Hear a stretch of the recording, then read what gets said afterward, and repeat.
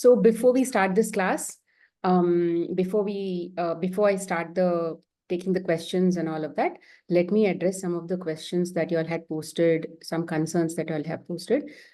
Even before that, I would like to clarify and re-summarize what we had discussed in our last class, especially some of the confusions that I think I saw. So just to summarize, everything is nothing but God. Okay, we are not, when I say we, do you understand that word called awareness? The awareness of I am, that I have, or the awareness that, for example, let's say when you sleep, do you know what happens? You don't know what happens, right? So what does it mean? It means that the one which was giving you awareness in that body was not present with the body, right? You understand that, right? So wherever that awareness that God is present, awareness is like a automatic thing. So since I am awake and God is connected to me, with me in my sitting with me, which is why I'm able to talk, I'm able to move, I'm able to respond. I'm doing all of those things, which means if I'm doing any action, if my mind or intellect is what? It is a discerning capacity, which is like, which says this is right, that is wrong, that kind of decision-making capacity. That will advise the mind. Okay, so that intellect, the mind, if mind is working, if my body is moving, if something like that is happening, it means that God is actually with me, charging me. It's like I am a washing machine. I'm always there. This washing machine is always present, but this washing machine will work only when electricity is supplied to it. So wherever that electricity is supplied, that appliance is working. Similarly, when electricity is passing through me, it means that I have awareness and I'm functioning normally. And when I'm sleeping, I'm not functioning.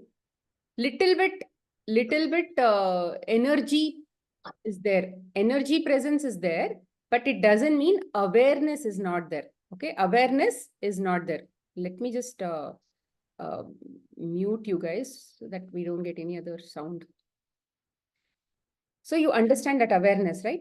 So as such, we are, this physical body or the mind or the intellect does not function on its own. So when I say, like somebody had written, right? God is selfish. God just left us here to suffer. And he's enjoying because he wanted experience. But then it is like saying, I have a car, right? And the car is, I'm driving a car. And let's say the car is going on potholes of Bangalore and all of those things, but I don't like it. So the car is thinking on its own, this fellow who's driving me is enjoying sitting in the car with AC and all that, but I'm here suffering, running on potholes and all of that. Does it even make sense? The car as such is functioning because somebody is driving it. But the car itself does not have an individuality of its own. The individuality comes from awareness. And that awareness is also coming from the one who's driving it. Understood? So, when we say why I'm calling us as we, even though I'm saying there is God connected, the awareness that is present within us is God and all of that. When I say we, that awareness has been reduced to such a level, or it has been altered to such a level for purposeful reasons. For a purpose, it has been reduced. If you take this is at God's level, 100% absolutely Paramatma kind of level. Now, this Paramatma has reduced, or rather has come down in various levels to where we are. In this level, purposely that essence of who he is has been forgotten for whatever reasons. And if he has forgotten, a part of him has forgotten, but then there is a part of him who is also guiding this himself. Because if, let's say, something is within me and then I have forgotten who I am and all of that, who is this person who has forgotten? It is that ego that is within, which is also again getting that electricity or whatever you want it, right? That ego which the body has, that ego has now forgotten who it is. It thinks it has forgotten because there is so much of chatter going on in the mind. The mind is busy trying to constantly think why this happened, why that happened, why am I not getting this, why am I not getting that? Constantly analyzing. Lots of work is going on in the mind, constantly trying to analyze, constantly trying to assume, constantly trying to make conclusions. All of that mind is doing. So the one who's sitting, because car is very busy, imagine car is very busy thinking, it really does not even notice that we are actually going on scenic routes and all of that. The driver is taking us on some route, good route, bad route, and some route he is taking. But then the car does not have any attention to even, it does not have time, or it does not have, what do you say, anything to see that God is taking me on this direction. But in the end, we are going to some resort. It can't think like that at all because the mind is so busy. So what I'm trying to tell here is, the one who's sitting inside is using this car for some experiences. And purposely, it is at this level where that understanding is not there as to who am I? I am God. That understanding is not there. What is my capacity is also not there. Because it wants to forget.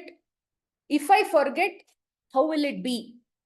When I say forget, it means that there is a disconnect between, which means there is no electricity being supplied to the ego to tell who am I. Ego does not have that understanding. If ego had that understanding, then obviously ego will say, oh yeah, I am God and all of that, right? But ego does not know because God has not supplied that information. Why? That is one unique experience. Not supplying that information itself is a unique experience. And imagine not knowing that at all. Okay, it's like a treasure hunt game. Not knowing where the treasure is, but finding clues and going towards the treasure. It's like that. Our whole journey is about looking for that treasure. Our whole journey means through the God himself has not supplied that information of who I am, and he is gently taking that car by using the clues in the experience and going towards that direction. It is always going forward. There is no backward movement. Okay. When we say, let's say this is God, from that point of Paramatma, if God has come down to a lower level for experience, and at some point, there is also an experience of forgetting who he is, forgetting that information is not provided, which means the back end and the front end are not fully connected. There is no proper communication happening from back end and front end, which means car and driver both don't have a proper communication channel that is flowing. So purposely they have done that. So that over a period of time, the car has to slowly begin to trust the driver, and that knowledge will be given to the car slowly, slowly, slowly, slowly. And then the same front end will start to trust the back end. That is the whole journey. Because here, let's say we are here, if the God is here, at some point, let's say trust is still there, connection is still there. After some point, connection is not there. Rather, connection is there, information exchange is not there, right? But evolution means going from this point to this point. On the way, somewhere that point of connection will establish, no? So we are in that direction. We are going towards that direction where today we don't have that connection. We feel left out. The car is now feeling like a victim. I am being run on potholes, and there is rain which has come, and all that slushes, all that mud and filth and all is pouring on me, and this guy is not bothered about me. That kind of victim mentality the car has. So over a period of time, the body or the car will learn that, hey, he has always loved me. He has taken care of me. And it will start to remember the time then when he washed the car, when he painted the car, when there was a dent in the car and then the dent was fixed. The car will have to remember all of those things to actually surrender to the driver. Similarly, we are in that journey. Okay, we have to just understand that in the level of awareness that God has given this body, which means God is connected to this body with the level of awareness. Let's call it 30%.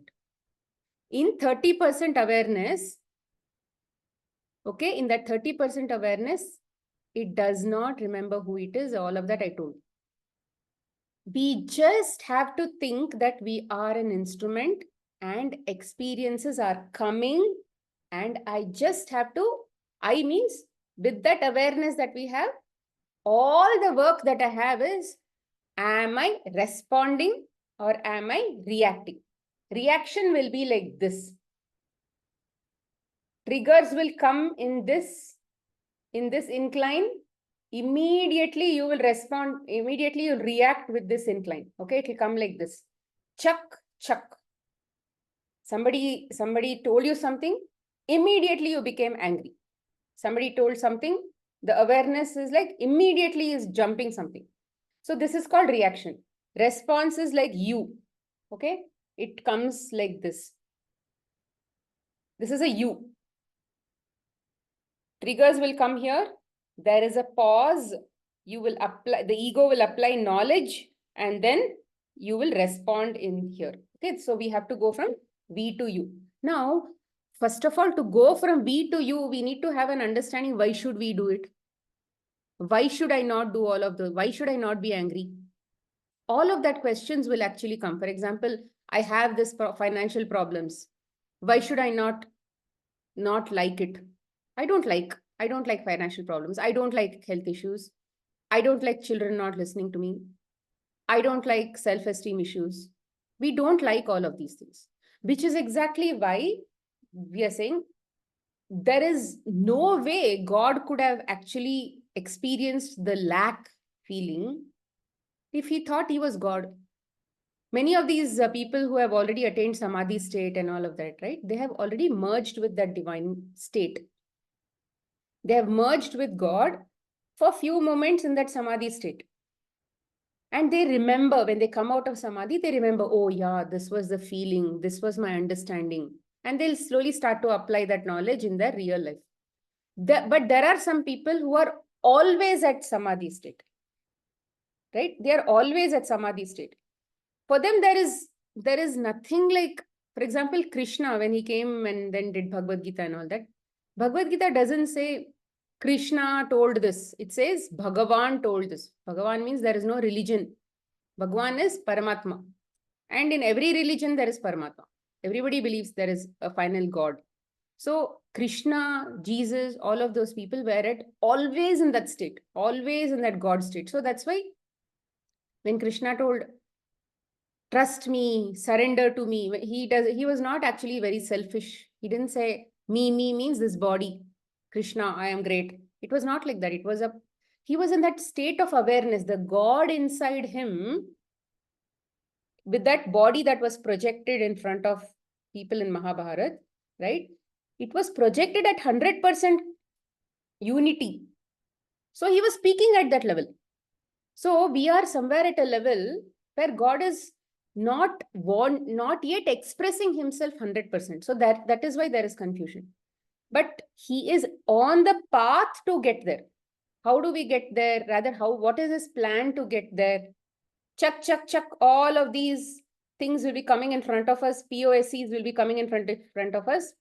They will trigger what is already inside us. It is like a treasure hunting game. We have something inside us. Let's say there are 10 items inside us, like anger, there is self-esteem issues, there is, let's say, I don't have money kind of issues. All of these issues are there inside us. I'm not beautiful, all of those things. Jealousy. Now, how do you know what you have inside you? For this life, how do you know what you have inside you? I don't know what I have inside me. So unless somebody pulls it out of me, I will never know what I had inside me. And unless I know what I have inside me and I accept myself as God, despite that, I should be able to tell, yeah, I am God and he wants to express himself at this level. In this level, I have, let's say, 70% good, 30% bad. Bad means I'm not really talking about bad. I'm just saying some lower qualities, which does not reflect very divinely of you. Some all of this jealousy and all of that. You are still God. We are all still that same God, because if that God was not within us, like I said, we would have dropped dead as a body. Right? So we are still God, despite any flaws, any nonsense that we have, we are still that God. So, but we are just expressing ourselves, that God inside us has full control and he is expressing using this body called Smita, this body called Manasa, this body called Manjula, Neha, all of these. It's a body. It's a tool. And whatever these tools are, one may be a butcher knife, one may be a small knife, one may be a pocket knife, one may be this knife, that knife, but we are still knives. We are still sometimes used to cut fruits. Sometimes we are used to do operations in the operation theater. Sometimes we are used to kill people, right? Sometimes we are used in a butcher shop. Sometimes we are used to cut vegetables, but we are still knives doing different roles and responsibilities. But every single knife is still a creation of God only. And God chose one knife to be a butcher knife, one knife to cut fruits, one knife to maybe harvest the crops. And in no way the knife that is cutting the fruit is superior compared to the knife that is killing somebody. There is no such demarcation to say something is superior, something is less superior. So there is no way that you are any of us is any less than somebody who is enlightened. There is no, everybody is the same God expressing in different percentages. Okay. So that much of confidence that you need to have. Only then you will be able to accept that this is all a role play. And there is no need to give that much of seriousness to life. They say life is meaningless unless you give a meaning to it. If you give a meaning of sadness, which will bring sadness, it will continue to express itself like that only. Right? If you have a language which will say this is sadness, the definition of something that is happening inside you, you will analyze that and say that is sad for me, then it is sad for you. The same thing, somebody can look at it and be happy. Does that mean the situation is happy or sad by nature? No. You made it happy or sad. So it is, experiences will keep coming to remove things from inside us, to show us that we have, these are the 10 items that is stopping you from going up, from going ahead in evolution. These are the 10 things that are obstacles on your path. How will you know what is inside you? Unless somebody shows you, because we can't see what is inside ourselves. Those are the golden treasures we have inside ourselves. Those are the golden things that we are looking for in a treasure hunting game. Unless somebody gives you clues, you will not find it. And in this treasure hunting game, I'm just trying to tell you how it works. That's all. And of course, there is one more misconception that now I have less money. I feel I have less money. And if I do gratitude, then I'll get more money. If I do this, then that. If else clause, if then clause is a lot, like a program. If I do this, then that will happen. If I do that, then that will happen. So remember, when we are in duality means good and bad are equal. Okay, where bad is also there, good is also there, happy is also there, sad is also there in our life. And when I am happy, when something sad is triggering from inside me, I'm trying to find out how can I make this a happy situation? Yeah, I'm going to do gratitude and I'm going to make this happy. I feel that I have lack of money, so I'm going to do some gratitude work and then I'm going to convert that to happiness. But what is actually you're missing is, it is a state of mind. In this state of mind, let's say this is a line, okay? This is a straight line. This is in this duality, good and bad will function 50-50. If you run towards, let's say there is bad happening in your life, if you try to run towards good, what will happen?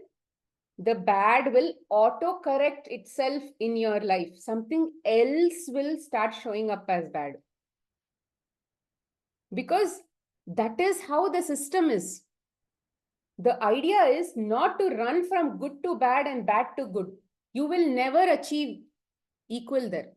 So you can't do gratitude to remove something that you don't like in your life. Again, you're running from this side to that side. You're running from this side because you don't like something. Again, you come to this side. Again, something else will lose. Something else will become bad in your life. Again, you'll try to fix that by doing gratitude. By the time you fixed the fifth one, the first one went off. You forgot to do gratitude for the first one. Haven't you experienced that? You can't do conscious manifestation of too many things in your life because you are not at a God state. You are not present everywhere. You are not present to visualize or to understand everything that can possibly go wrong in your life. You cannot do that. You are not at that level. So what should we do? If something bad is happening, we need to come to the center and start to focus on going top. All our energy, we are trying to go from this side to that side to this side, that side to this side. It will never happen. This is what is called birth and death cycle, constantly running from this side to that side to this side. After one life also, again, we come back for one more desire, again, come back, again, run. So this is what is called the birth and death cycle. But we can't, if we have to go beyond that, why are we running from this side to that side? For happiness only, no? But are we happy? We are not happy. Even though we are running behind happiness, we thought something will give us happiness. We went behind that happiness, still we are not happy. So where is this happiness? So this is where the treasure hunting game is. It's a very, very deeply complex and constructed game. In this game, many things will come by POSCs who will show you the treasures that are hidden inside you. And all that you have to accept is that treasure is hidden inside me and they are not the ones who are to be blamed. For example, let me read some examples that people were talking about. So I think Sunita was saying, I am surrounded by people who are constantly complaining. Personally, I don't complain, nor do I like it. Then why am I attracting them? There is a belief that I am attracting certain kind of people because I am vibrating at that level.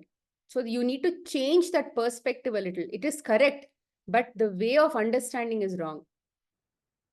When you say that I am attracting certain kinds of people, you will attract whoever is necessary in your life to remove something from inside you. So if somebody is coming in front of you constantly complaining about life, even though you are very happy about life, you are not a complaining person, but what they are trying to remove from inside you or show you is an attitude of lack of acceptance of people in front of you. People, the way you judge people in front of you. Can you change them? No. I don't like people who are complaining. That is the one that they are trying to tell you. That dislike that you have. All the things that we don't like is we are not accepting that is a work of God, no? Can God dislike something in his own creation?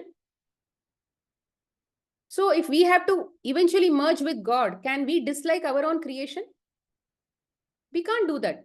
So it is a training exercise to like everything that is there around you. Because we only created all that. We means, when I say we created, through many, many lifetimes, we have brought in so many POSEs by accumulating so many patterns that we have within ourselves. Why are POSEs even there in our life? Why is our life not empty? Our body is also a POSE. Why is we cannot become empty? We cannot be in that state where nobody is there in our life, because there is always that growing pattern that we need. Somebody should show us something that we have so that we can go forward in our life, go forward in this journey. So somebody will keep coming to show us what is there as of now to push us to the next class. Okay. So POSEs will always be there to show you, and you are going to always attract POSEs who will tell you what you need to see. So she is constantly seeing people who are complaining because she dislikes people who complain. What if she dislikes people who complain? Will they stop complaining? So she wants people to not complain. That is the whole idea, right? I don't like them complaining, but how to stop them from complaining? By accepting that the dislike of complaining, dislike of when people complain is within me. It is not about them, it is about me. That dislike, that attitude of dislike that I have, that I want to accept. The attitude is what we need to accept, that's all. Then you will you, when people come in front of you and complain, will you say, cha, I don't even like these people, they're always complaining? Will you tell that sentence? No, you will tell, yeah, that complaining attitude is actually inside me. I'm so grateful that they're coming to show me that I have this complaining attitude. Oh, sorry, the lack of acceptance attitude. And that will take some time for them to go away from your life, or for them to change, because you have developed that attitude of dislike for I don't know how many lives. So few more tests will come. Few more episodes of POSEs will come to test whether that genuine acceptance will be developed inside you. See, why did you develop that dislike? In some past life, you needed it. In some life, you may have had to develop that attitude of dislike. And personally, you may have also been through one more episode of constantly being a complainer also. You enjoyed being a person, you enjoyed the experience of constantly complaining. Now you wanted to experience the opposite side. That is also an experience, no? You did that also in some life. Now this time you are playing the opposite role, which is dislike towards complaints. So it is all an experience. There is no good or bad in this. All that you have to do is, I had accumulated some attitude or nature in some point in my other lives. But now I don't need it, which is why there's a dislike. So just accept. Even though I have this, I'm still that God who wants this experience. Let it come. I will say, yeah, I have. Yeah, it's coming because of me only. That's all. That is enough. See, God in this whole system, God is not even giving your ego the work of changing it also. Because your ego doesn't know how to change it. It does not have the big picture. It does not have an idea of future, past. It does not have all of that. It does not know in the next part of evolution, what is your role, all of that it doesn't know. So the one who brings you experiences and who is giving you this class where acceptance and other things are being discussed will also help you follow it, will also help you practice it. Just because you got gyan today doesn't mean that you will become a pro tomorrow. Give it time. Let your ego be patient. In the past, it used to do everything by itself, and then life became a big potpourri. Just give me a minute.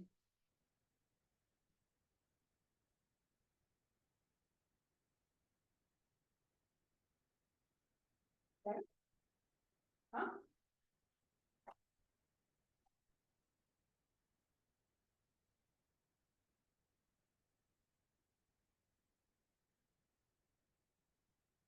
Right? So let the experiences come. Okay, it is not in your control. All that you have to do is just see what is it trying to pull from inside me. That's all. Why am I attracting these people? Why am I attracting this situation? Don't worry about that. You are not attracting anything. It is automatically happening. You are a tool. The car is being taken in some direction. Why am I here? Why am I not there? Don't question some of those things. Just believe that something will come in front of me, which will show me what I have to accept. It is in me. That treasure that I have to see. And still think that I am that God who is getting that experience. Don't think, why am I doing this? Why that is coming? Why this is coming in my life? So just to see, focus on yourself and see what are they triggering from inside you? What emotions? What emotions? What attitude? Whether that attitude is bad, good, don't judge it. No judging. Just observing, accepting. It should not still make you feel any less compared to anybody. Idli is also a breakfast. Dosa is also breakfast. Fruits are also breakfast. Smoothie is also breakfast. Everybody has a different role that is being played here. Some people are playing different, let's say a drama, or they are being chosen to play, let's say, a wife's role. Some people are chosen to play a mother-in-law's role. Some people are chosen to play some other different roles. And in that single moment, it is happening. Past and future is not there. It is only here in the memory. You can't go to the past. You can only relive it inside your head. But life is very easy when you think that something is happening. I just have to allow it to happen. Just allow that. When you give acceptance like this, right, it will automatically go away. That experience will go away. You will easily pass from one step to another step, one step to another step, and keep going forward. It is like a fast forward growth. If you don't put your head in it, ego into it, the growth is fast forward. So I told about that complaint example, right? And there was one more thing. In that case, we are constantly observing others and taking that as a quality or issue that can be changed and improved in us. So we are observing others, not to observe their quality. Okay, for example, let's say if I am seeing somebody and feeling jealous about them, it just means that that jealousy was inside me and they just showed it to me. That's all. And all I have to do is, yes, I have jealousy within me. And it's not like I need to constantly keep feeling bad that I don't have this, they have this, I have this, they don't have this, and keep going on that jealousy cycle. Okay. So that's all. Whether you think they have this, whether you think I don't have this, does not matter. All that you're using is you're using your mind and your energy for useless reasons. Think about this like a mathematical equation. Somebody showed me that I have jealousy. I just have to accept that I have jealousy. Let's say they have extra money. I don't have extra money. Let's say my house is very small, their house is big. And I like big houses, or let's say they are very nicely decorating their house, but my house is like, let's say, old house. And let's say I feel jealous about them. And once this knowledge comes, all I have to think that is, in this life, in this role, in this moment, this is my house and this is what is expected of me in terms of role play. And when I see that house and I think it is lavish, it is good, and it is going to be comfortable, it only means that you've already experienced it. That's why you know it is going to be good, better than what you have. You've already done it. You've already experienced it, which is why you know the feeling. But in this moment, the facts are you have a smaller house, a old house, and the fact that somebody has a better thing, and that feeling is giving me jealousy. That jealousy was already inside me, which is why they brought it out from inside me. That's it. That's enough.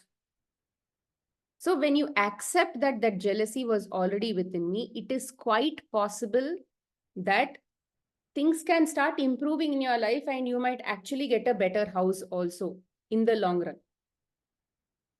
And so many experiences have happened like this. And okay, that is one. Then Valli, I think, was saying, people misunderstood me for something that I unintentionally did and told me, and they told things to her that hurt her. So let's say in this moment, you thought something was right. You thought something was right.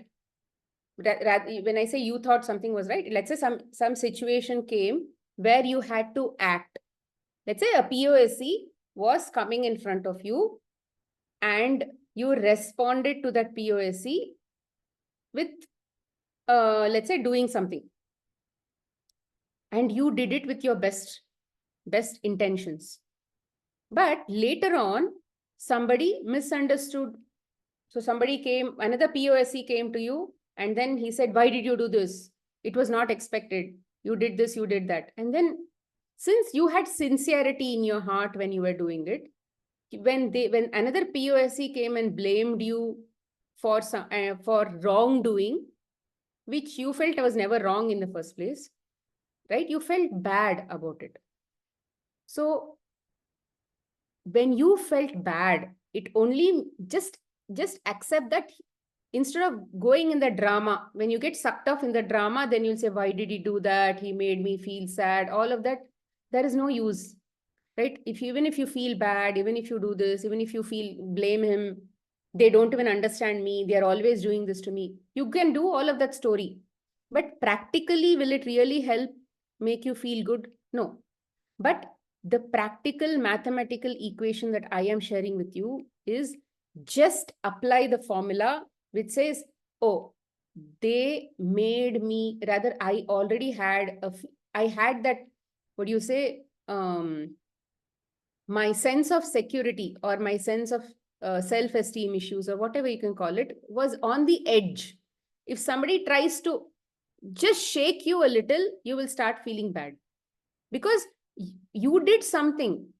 You confidently did something. You only felt bad because you are accepting that whatever they are saying is also bad. So just believe that that connection or that feeling for self is still yet to be developed. That's all.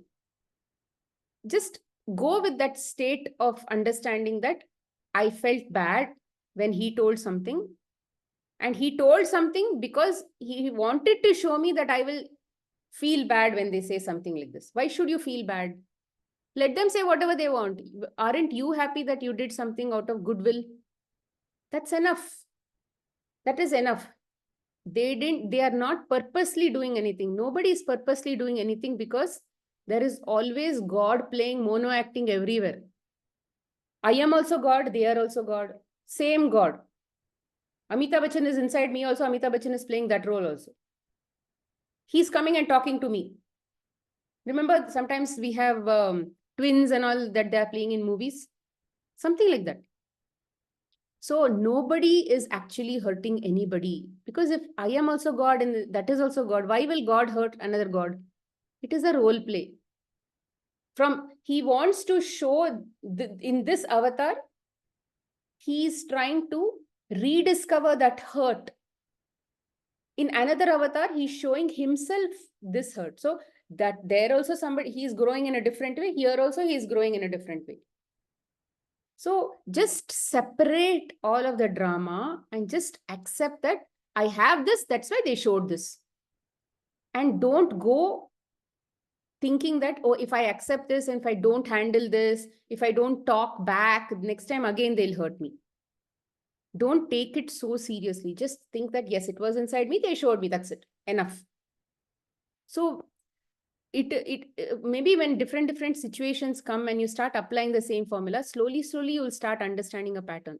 I'll give you an example.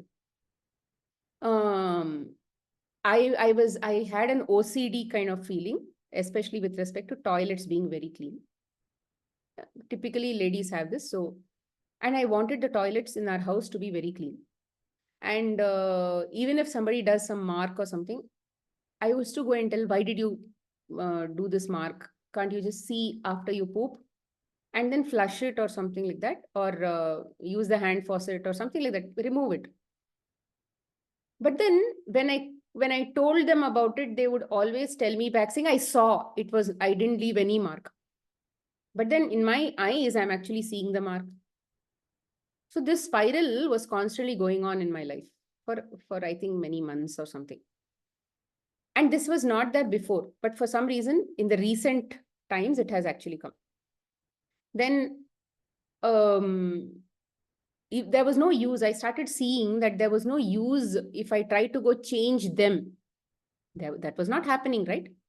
Because when I went and told them, they would either defend themselves or they would get angry.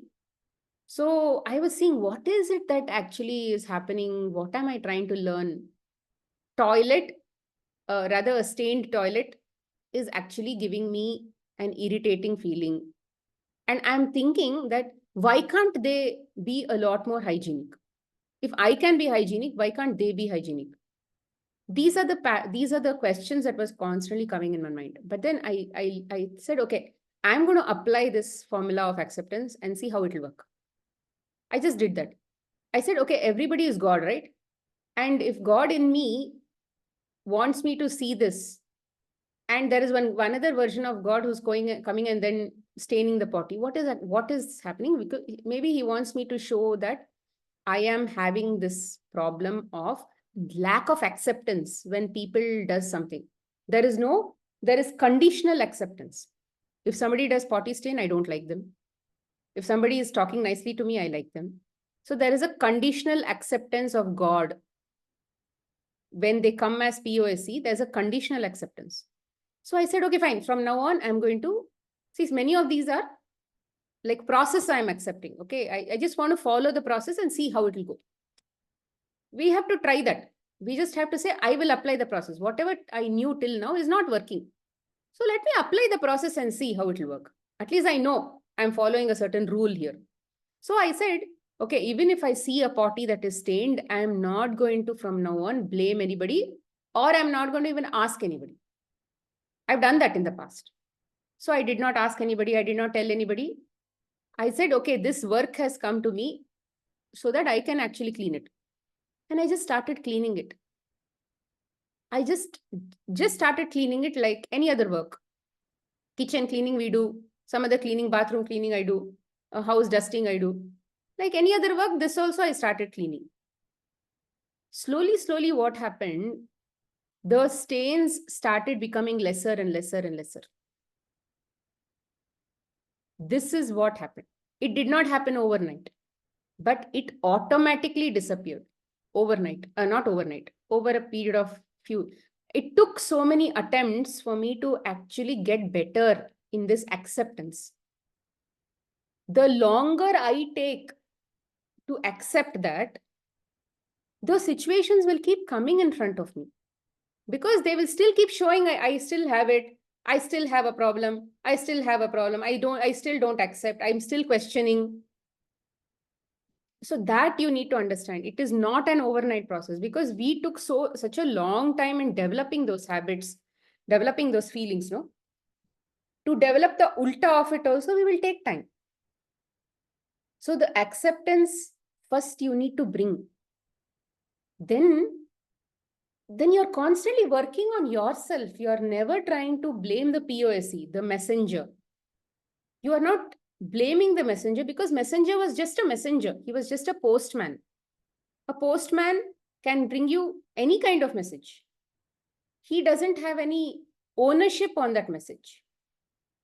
A mother-in-law can constantly be very irritating. That is because you feel irritated. So apply the formula and say, okay, from now on, I will choose not to be irritated. Choose not to be irritated. Just apply the formula. Make yourself a project of not being irritated. Because you've done the work of getting irritated for a long time. It has not helped you. She's still irritating you, which means that formula has not worked. So try this new formula and see.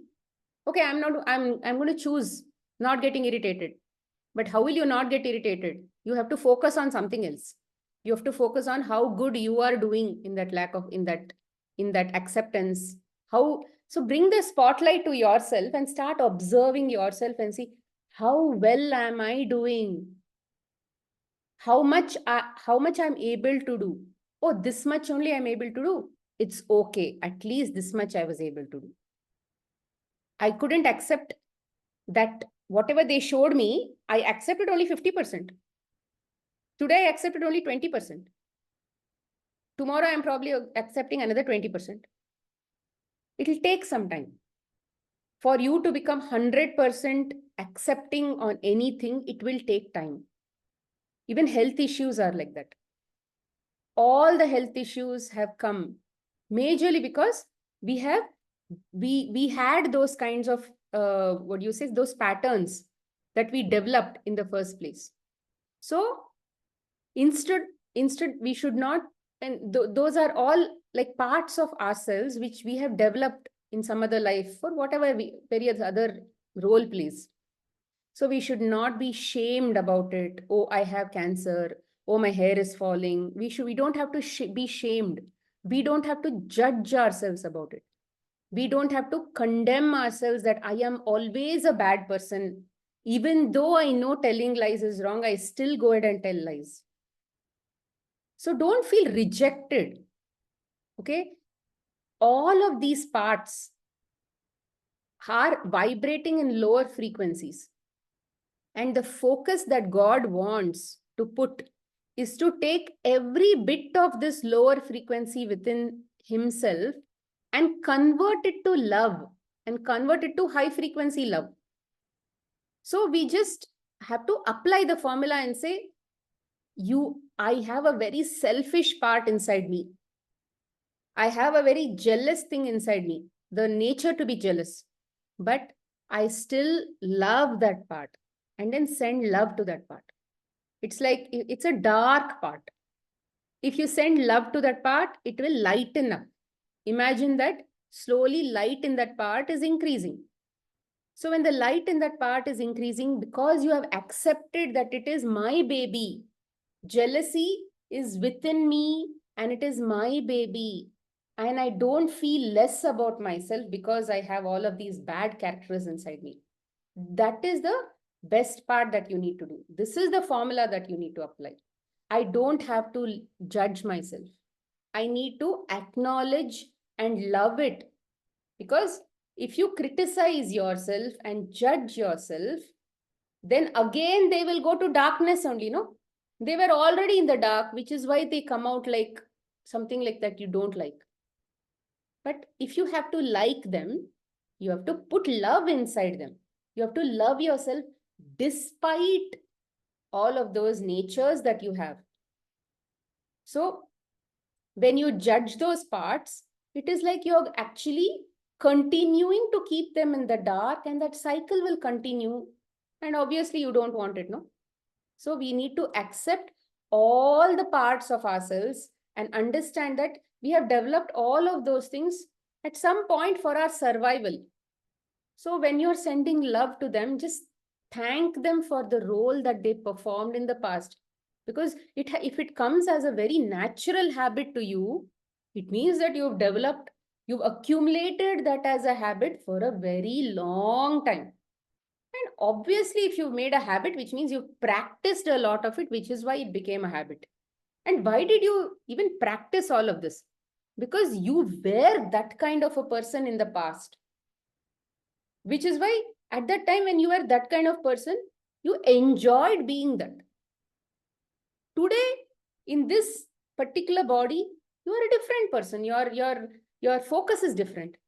So all the parts that you have accumulated with different roles have to still be accepted for them to leave your body. Acceptance that it served me when I needed it. And thank you for being with me. Gratitude for that part of yourself. All of that love, everything you need to give back. Understand today, whatever accumulation of habits you have, tomorrow in some other life, if you don't want them, when that you comes and questions you, you will obviously argue and say, hey, I needed this habit. Yeah, it's actually helping me. How can you say it is not, it is bad habit? How can you say that? Won't you defend yourself? Similarly, some part of you, some you in some other life, in some other body, in some other role, will defend this that you don't like today. Hence, by default, accept that in different roles, we develop different qualities. And for some reason, they were all necessary. And for now, in this moment, in this body, it is not necessary for me, but I still accept them that they were necessary. And I thank you all and I love you all and continue to send this love and gratitude to them. They will leave because they will understand, the parts of you will understand that they no longer have to be low frequency. Because suddenly you're pumping high frequency love to them, no? They will stop being that low frequency stuff and then they will leave. That is what it is. So as higher stuff happens inside, they will naturally go.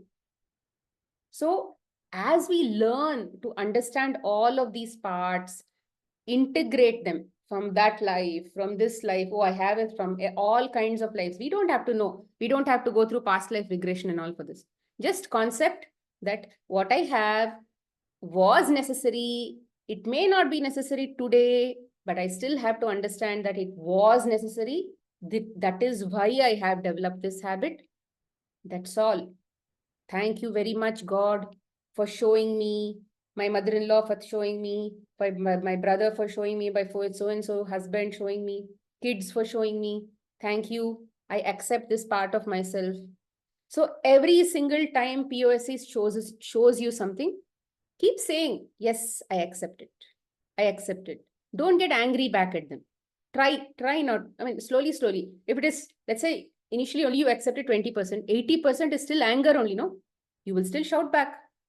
Slowly, it will become 50-50. Then you may not be so angry, but in the mind, you'll be angry. You may not shout at them. Slowly it will become 70-30. 70 acceptance, 30 anger. Then anger will be like, leave it, that kind. Then slowly, slowly, it will become 100%. Then even if they tell you all these things, you will still be like Buddha. No change, no anger. So it took time for that percentage of light to start to, go into that dark areas. So because we all of these were like coping mechanisms. In the past, they were coping mechanisms that we used to protect ourselves. The ego used to protect ourselves. It thought that there was a lion in front of it, and it tried to protect by anger, by let's say shouting back, all that it did. But today we no longer have to depend on it for today's life. So even if we no longer depend on them, at that time we feel that some part of us is dying. It's like a part of us, let's say suddenly if you're not angry, oh, maybe if I stop being angry, they will again misuse me. They will take advantage of me. All of that will also come as confusion. So it's okay. These are part of, these are, when things are leaving, you were so attached to it, no? It was like a part of your hand or part of your leg is now leaving you. You will feel like that. You will feel like something is being snatched away from you. Something is being taken away from you. A part of you is like going away from you. It is okay. Allow it to go. Accept that some of these changes will come, and it will feel that a part of you is dying. Then it is dying. It's okay. So honor all of these parts in our journey. And then we just have to let them go when they are ready, because now we don't need it. That acceptance that it is inside me, it was inside me for a reason. Now they are willing to go, which is why their POSs are constantly bringing it. If POSs are not bringing you something and you're not having some emotion, it doesn't have to leave your body, because it is necessary for this life. If POSC is bringing something, it means that they need to go. And for them to go, you need to accept it as a part of you and still love it and still honor it and still be grateful for it. Only then that acknowledgement that we have it within me will then keep it, rather let it go. Okay. So this process is very, very, very, very important. Okay. And when it comes to money and all of that, I don't feel enough. Bhagavad Gita says that money and desires, okay, kama and artha, or money or desires, is majorly planned as a part of a soul plan for this particular role play, or this particular role, or I'll just call this whole body's existence as role. We may be playing mother role, father role, mother role, mother-in-law role, all that roles we are playing, but still I'm just going to overall call it a role, one role, Smita's role. So in Smita's life, for her learnings to happen, the money has to be in her life in a certain way. Desires in her life has to be in a certain way. What do I desire? I desire things where I feel I don't have enough. So I desire something which I think I don't have enough.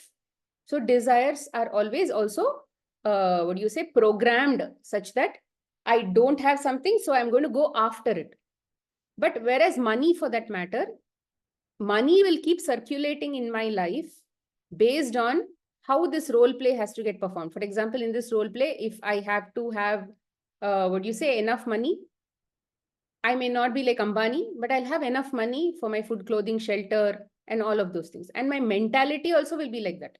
Oh yeah, this is enough. What will I do with that extra money? I'll not even have knowledge. Or if extra money comes, I'll not even know what to do with that knowledge.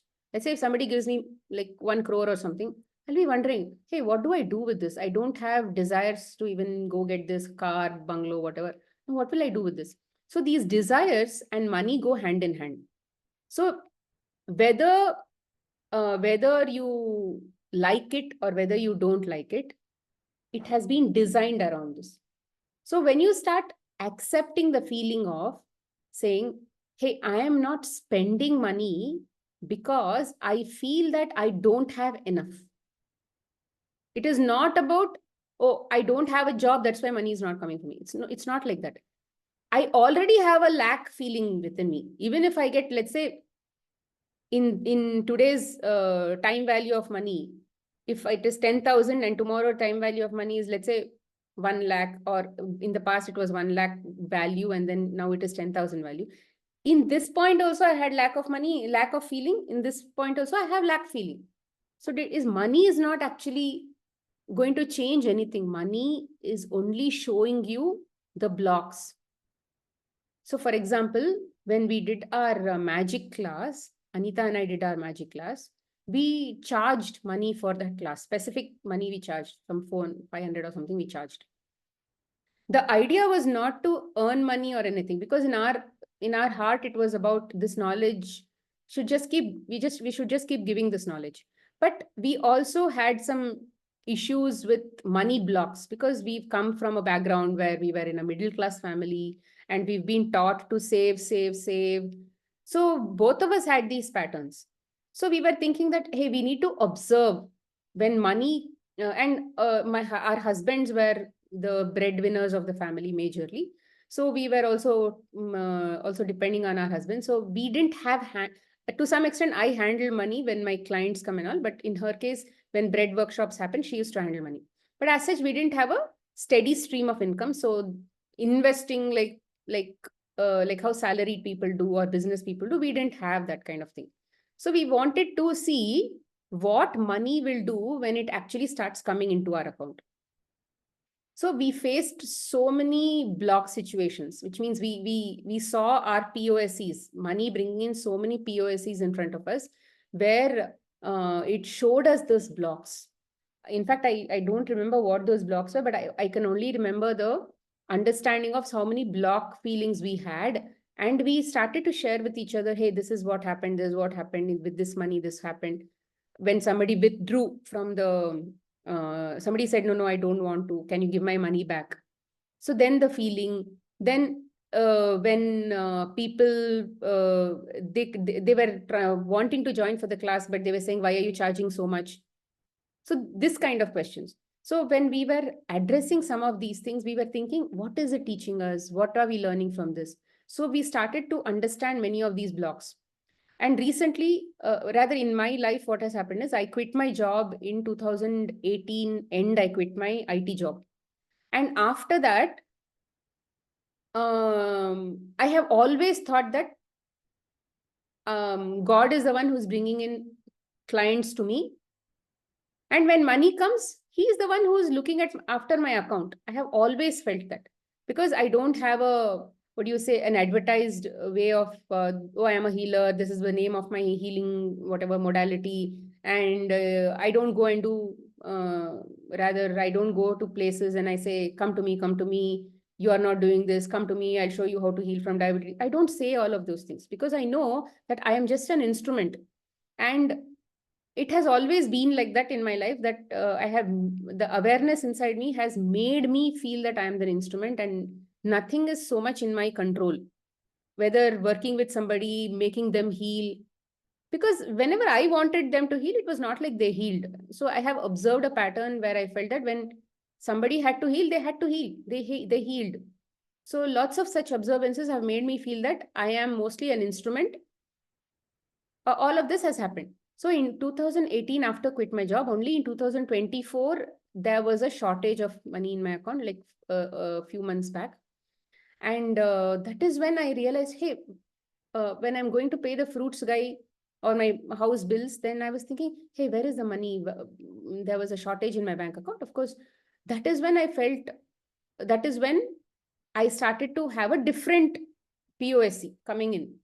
Until now, POSC was taken for granted. Oh yeah, God is taking care of all that. But now POSC was different. POSC was saying, hey, you have a lack. You don't have enough money in your account. But That doesn't mean that we are actually on the roads or something, because husband is still earning, he has a job. So all I had to do was go ask him for the money for the house bills. But then there was a lot of, what do you say, again, lack feeling coming. Maybe I'm not earning enough. So this is where I had to re-observe many of my blocks. So then I consciously put some introspection into it. And I said, hey, when money came, I was actually happy. But now when money is not enough in my account, why am I not having the same feeling that God is taking care of me here also? So this is a block. This is something that I have to accept that it was in me. That's why the POSC came. So I just accepted. I accepted saying, okay, fine. This is also okay. It's not like I'm in the gutters or something, right? Yeah, all I have to do is, money was coming from some client in the past. Now money is coming from my husband. Client is also God. Husband is also God. He is the same one who's it's still coming through God, I thought, and I just let it go. Took some time, took me few days, but I came to that point. And only after that, after when I was meditating, when I was doing Kriya Yoga one day, and then I was doing Kriya Pranayam one day, that is when, and I was constantly asking also from earlier this year, when people were asking me, ma'am, are you doing any swadhyaya of some books or whatever? Because Divine Design, I did it last year. So are you doing any books? Do this book, do that book. Then I was thinking, why am I idle? So then I was thinking, oh, this idle period also, God is engaging me into something. There were a lot of POSCs that came from inside the house itself, from my husband or from my daughter. Many POSCs came during this period. So I was engaged in working on those POSCs versus engaging in, let's say, some workshops of other POSCs. So I just accepted that also, that, yeah, this period was necessary for me. I had to do some of the work, maybe in Kriya or maybe with my house. And I got more time to think about some of these things, acceptance and surrender and all of those things. So I accepted that also. And slowly, many of these disturbances that POSCs brought into me, I started accepting consciously. Yeah, there is no bad, there is nothing bad. Oh, this was necessary in my life. This is necessary. Oh, this is also okay. That is also okay. So I started just accepting. Only after that, few days back when I announced the course, immediately, like, it was like a inspired thought which just came into my head when I was meditating, and it just felt right that, hey, how much you've practiced all of these things. Why don't you just go share all of that? And when I said, oh, do I have to charge? Because all of my courses, sometimes some I've charged, some I've not charged, because these things I usually talk in front of my clients or in a particular course. So I was like, should I charge? Why should I give off these things freely? Then again, it's not like I go and sit in meditation to get answers, or it doesn't work like that for me. In a day, I would have asked the question. Sometimes the thoughts will come, or some experiences will teach me. I think which experience taught me, in one of the Bhagavad Gita classes, my teacher talked about this story of Ashtavakra. In Ashtavakra is the one who composed the Ashtavakra Gita, Bhagavad Gita. He was a teacher of Raja Janak. Okay, Raja Janak is Sita's father. He was a king who was enlightened. But when he was taking when he was a disciple of Ashtavakra, he was not enlightened. So after taking the Ashtavakra's knowledge, he became enlightened. Through that knowledge, he practiced that knowledge, and then he became enlightened. Then then Janak asks him, hey, you're giving such beautiful knowledge, Tattva Gyan, you're giving to me. What can I give you back? Then Ashtavakra says, what will you give me back? What do you already have? You are a king. You are what you think is yours are like this money and the kingdom and this and that. All the materialistic things that you're going to give me back is not going to even come on par with what I gave you as knowledge. So all you have to do is practice whatever I teach you, and then you become enlightened, and then you spread this knowledge. because it came to you when you needed it. Give it to somebody who needs it. And whatever you need will be taken care of. So he says that. So you don't have to worry about yourself. You just have to make whatever you have flow, right? When you give whatever you have flow within you or flow outside you, what you need will be also taken care of. So he told that. Ashtavakra tells that to Janak. That's when immediately that POSC helped me understand that, hey, all I have to do is give this knowledge, keep making this knowledge flow. And the thing about money that came was, why am I charging money? When I say, when we fix a certain kind of money, it means that I want to control that. Let's say there are 10 participants in my class. If I charge, let's say 50 rupees, 50 into 10, I exactly know how much I'm getting. So here I'm teaching the concept of surrender and acceptance. So I felt I need to surrender and accept what comes also, what doesn't come also. So through and through, I wanted to practice. So that is when I felt that, oh, let me accept whatever comes, whether people give, whether people don't give. It is the same God, like I said, whether it came from my husband or whether it came from somebody else, it's the same God who's bringing it to me. So somebody was inspired to give me money. It doesn't mean that they gave me money. It means that the inspiration from inside them came from the God that is inside them. And they were just used to give me the money. They were being instruments to pass on that money to somebody else. So I told myself that I need to trust. I need to have faith. And that is when I'm going to overcome the blocks that I have. So the focus shifted to overcoming the blocks versus, what do you say, doing this. So it is not like I'm going to become overnight poor or something. That if that fear was there, it will never be successful. Because I will always keep going in that hunt of chasing something, right? I need to stop chasing. For something to come to me, I need to stop chasing that thing. Because I'm thinking it's a lack. So if I have to feel that nothing is lacking, I'm not lacking in anything, then I wanted to test this. I said, no, I'm just going to watch. So I just said, oh, you pay, you don't pay, it's okay. I'm going to keep doing my work. So somewhere somebody is giving money. Some people gave 100 rupees, some people gave 1,000 rupees, some people gave 808 rupees, some people gave this rupees. So it is, whether it is small, whether it is big, this is what God has been giving me. And that is what I'm in acceptance of. And I'm in surrender of this whole process. Similarly, we need to let go. And lots of challenges will keep coming our way. When we put the focus back on ourselves, whether it is children, whether it is health, whether it is any POSC will not change. You try to do circus, they will not change.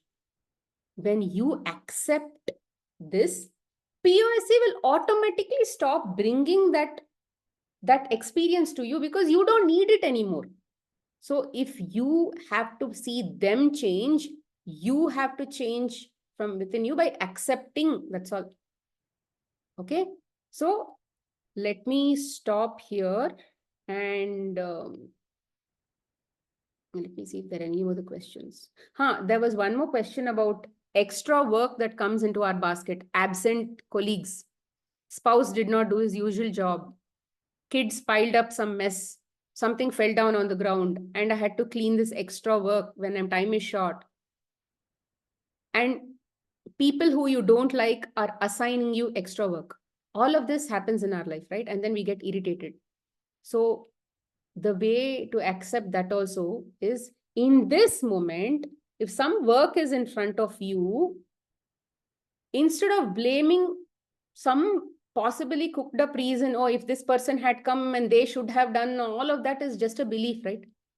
They are not in front of you. Ultimately, the only thing that is very, very fact in front of you is some extra work is there in front of you. So this is coming to you because you already have that irritation inside you.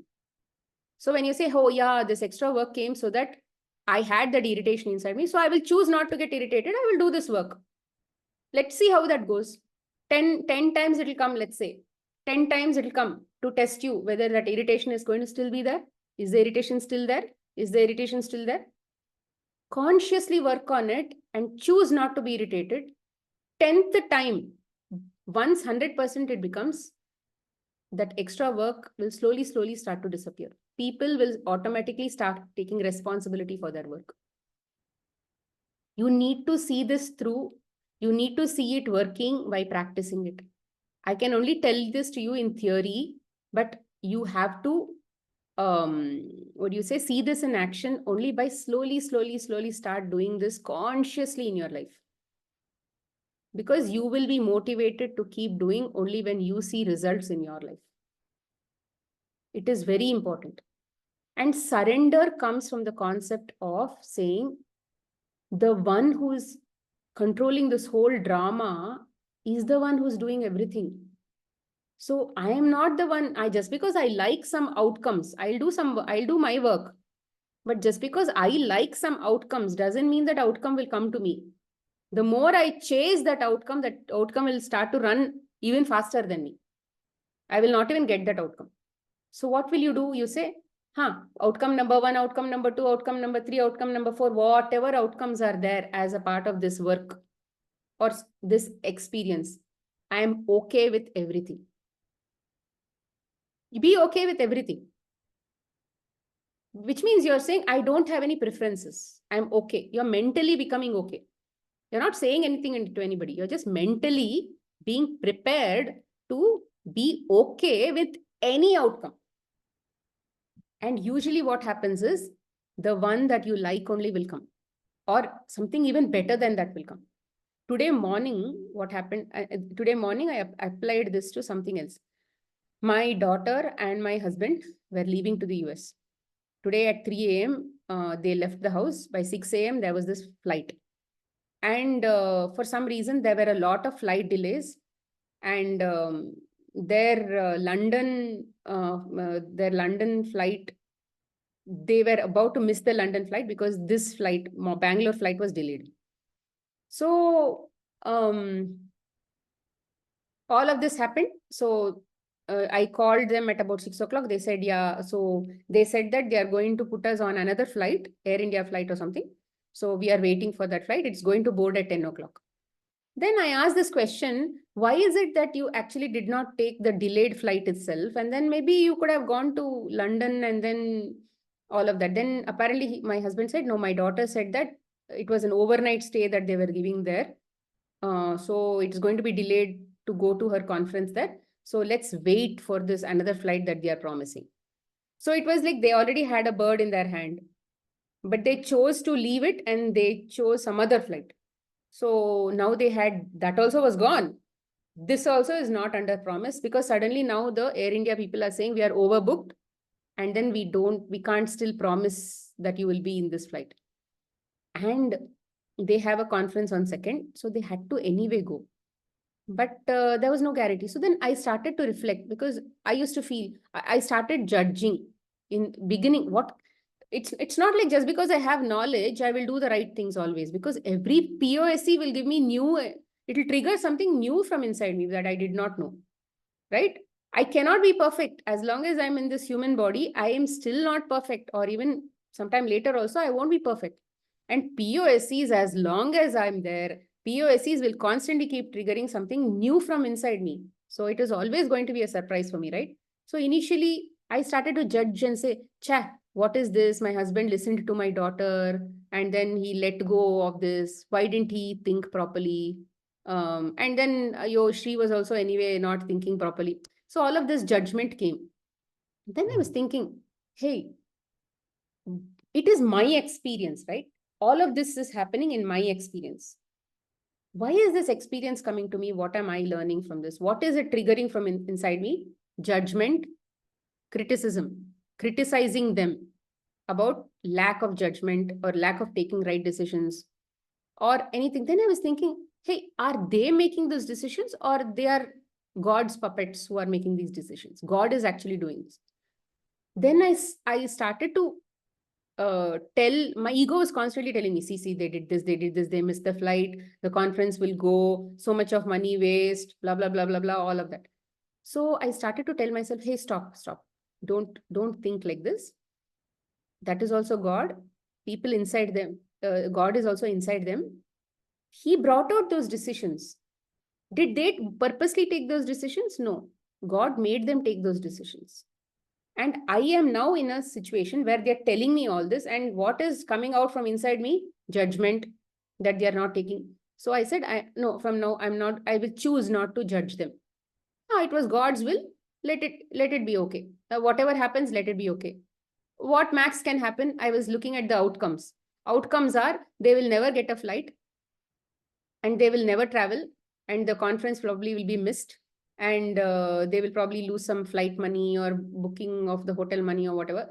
Yeah, if that is the experience that I have to get, it's okay, fine, I'll accept that also. Or they'll go late to conference, and then maybe my daughter will be very disturbed. Yeah, I'm accepting that also. So like this, I went over so many different outcomes, some cooked up outcomes. Okay. And I said, okay for this also, okay for that also, okay for this also.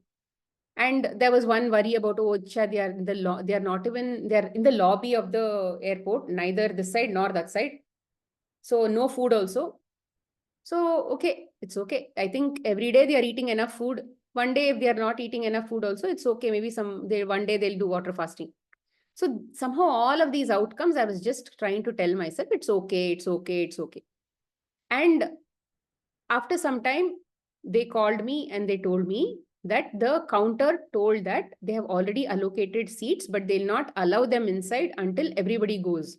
So they are not promising them, they have allocated the seats, but they are not promising them boarding yet. I said, it's okay. I'm okay with any outcome. This is also an outcome. It's okay, fine. Then after some time, they called me and said, Smita, we are boarding. So it took time.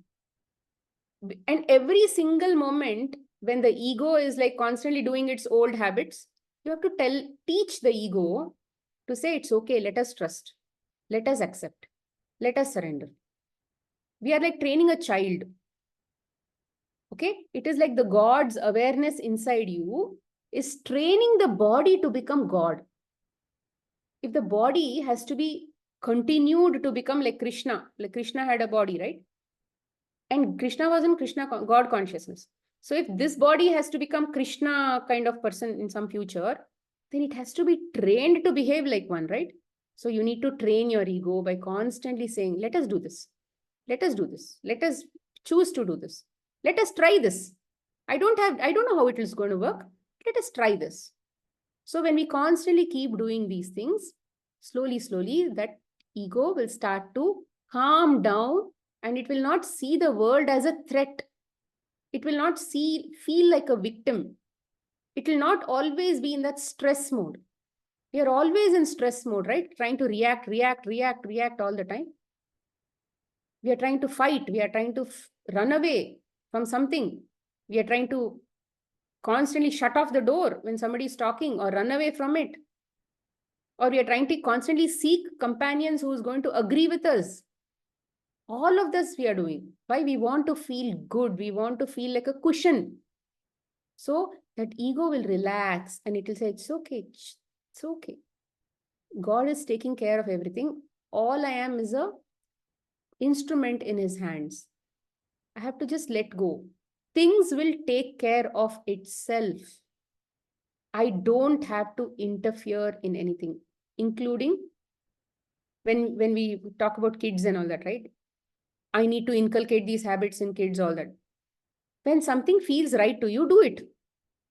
Teach the kids whatever you want, but don't expect that the kids will follow it. 100 times if you have to teach and then they are not learning, don't be angry. You do your job as a mother. Don't expect the children to give you an outcome that you want. Let them give an outcome that anything is possible. That is where surrender comes in. You do your job as a daughter-in-law. You do your job as a mother-in-law. Don't expect the POSEs to behave the way you want it to behave. They will give you what you still have only, trigger. Okay, they will always be your excavators. They will be your miners who will constantly keep mining something from inside you. They are not learners. They are miners. They are messengers. Okay, fine. So if you'll have any questions, let's take some questions about the understanding part. Yes, Neha?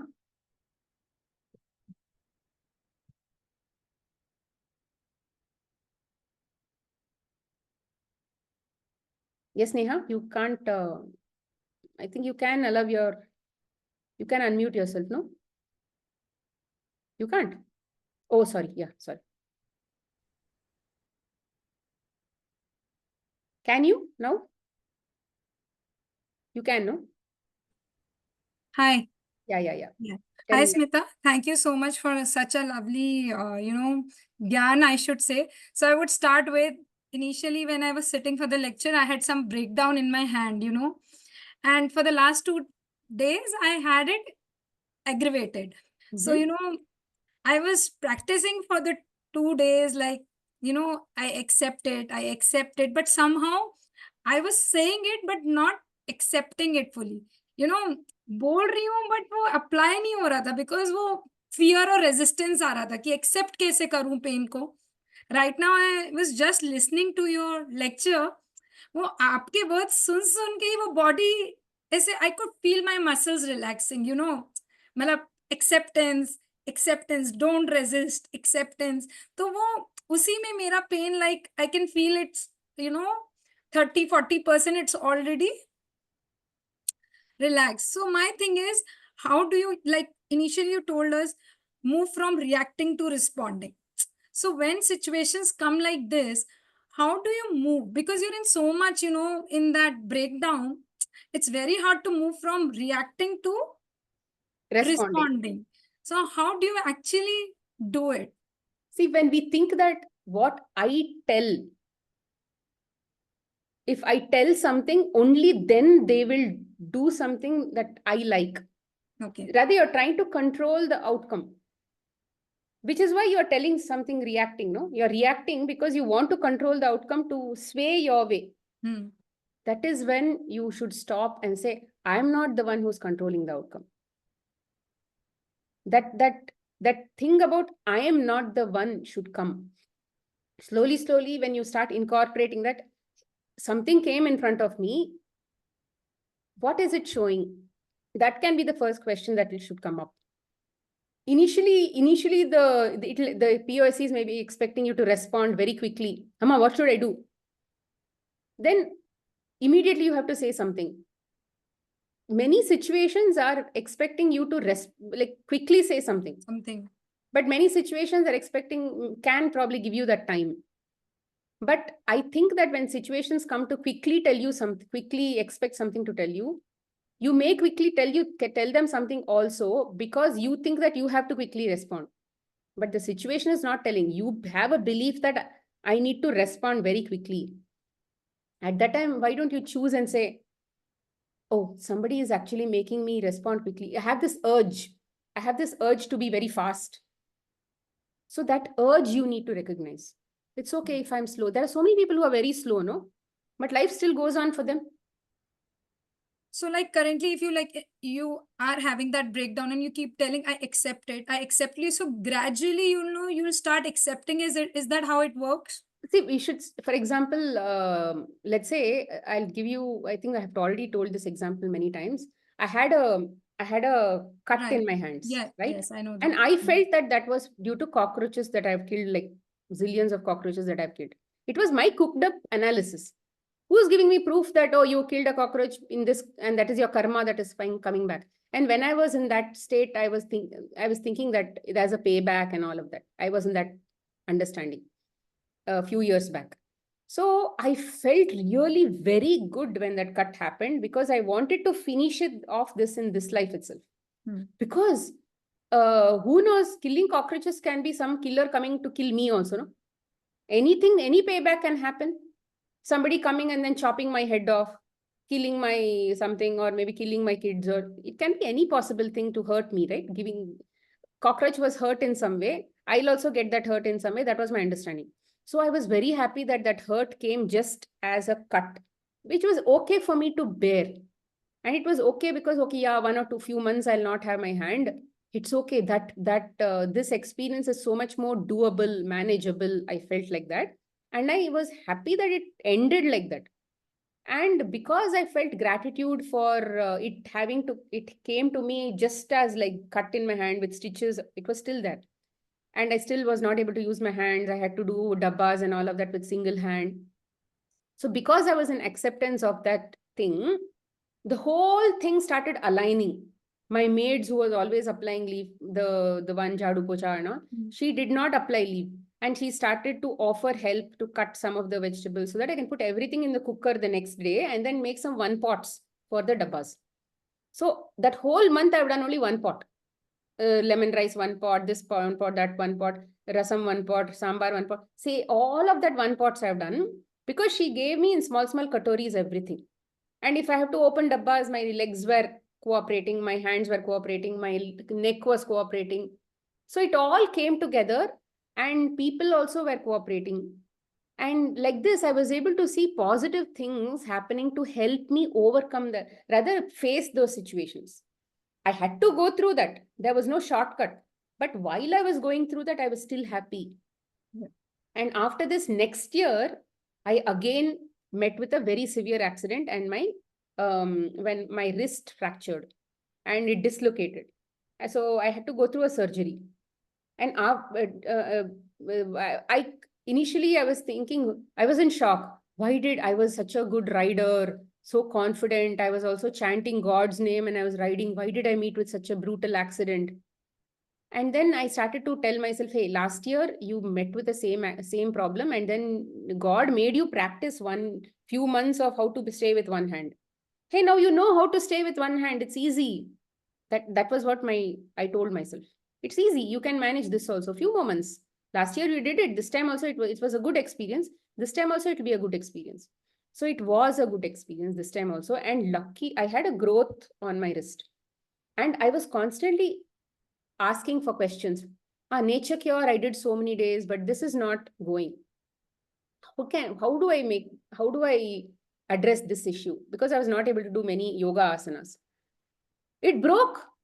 So no, I did not know whether it broke because the hand was dislocated, it was swollen and all. I did not, but I had an internal feeling, oh, what if that is broken? Now my wrist is broken. So maybe that is also broken. It was a extra bone growth. Maybe that is broken. I was hopeful. And surgery happened, everything happened. So like this help, I did get help this time also. My mother came, all of that happened. And it was a good experience. And after they removed the rod and all of that, after 5-6 weeks, and swelling and all reduced, I saw that was not there. That growth was not there. It had broken. So when universe is giving us something, right, it is always giving us something positive in return. Like how we parents always want well-being for our children. Even if we sometimes scold them, there is well-being in that also. Similarly, God is our parent and he is the one who's inside us. And when that pain is something that we feeling, he's feeling the pain. We think that the ego is feeling the pain. God only is feeling the pain. This body is not feeling the pain. Because if you are separated from the body, we are asleep or we are dead. When you're sleeping, do you feel pain?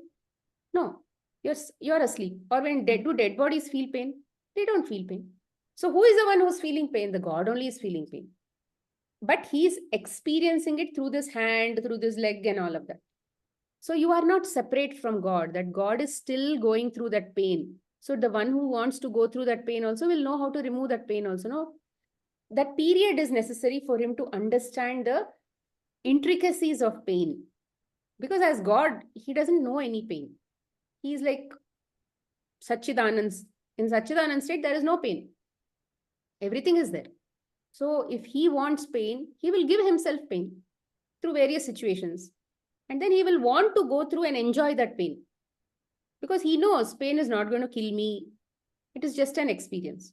So think that, oh, somebody wants to experience pain, God wants to experience pain, he will take away pain when it is going.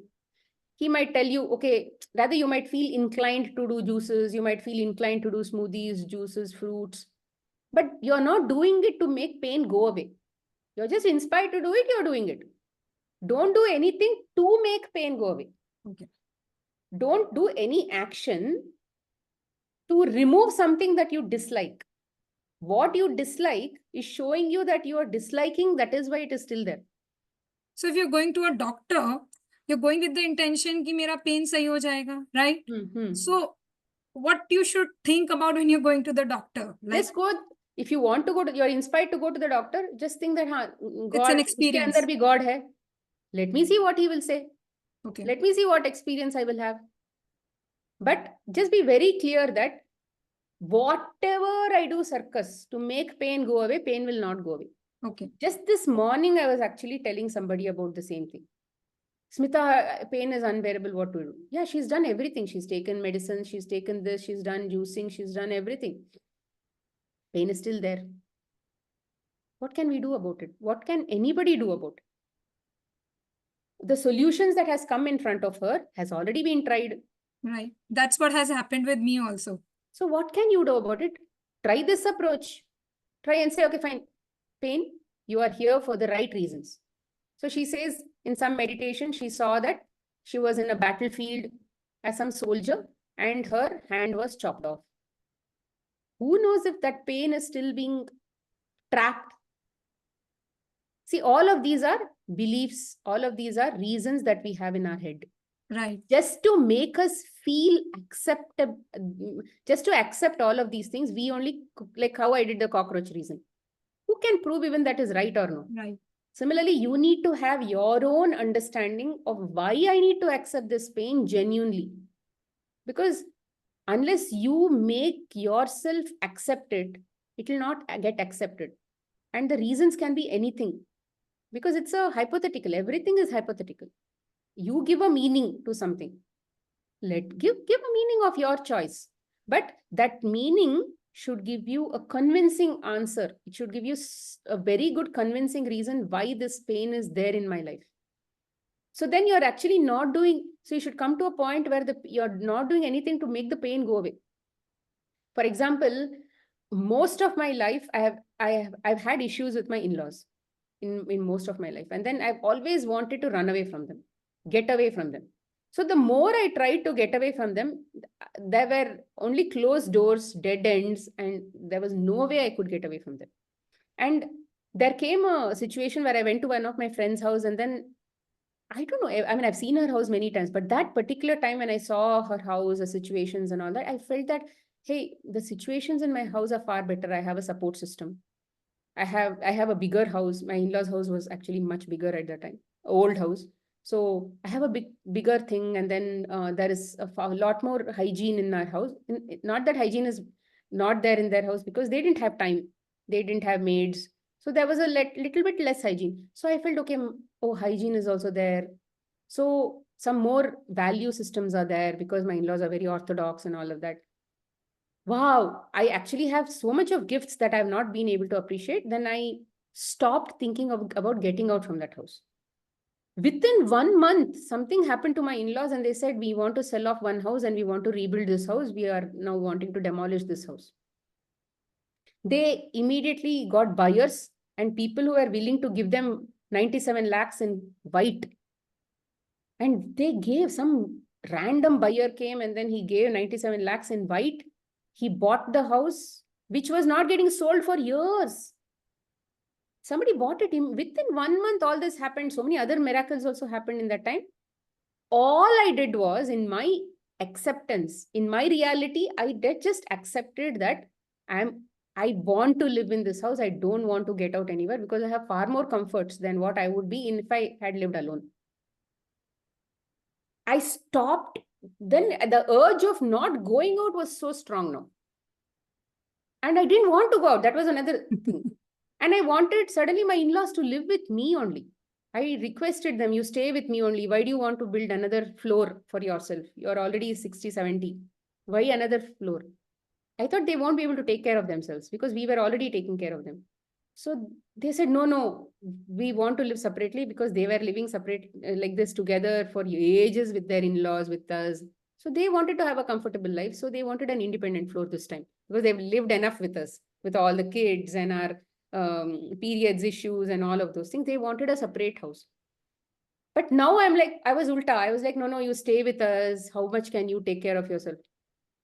See, that is the whole point. When you come to an understanding of why I actually want this pain, like cockroach, yeah, in this life itself, let it go away.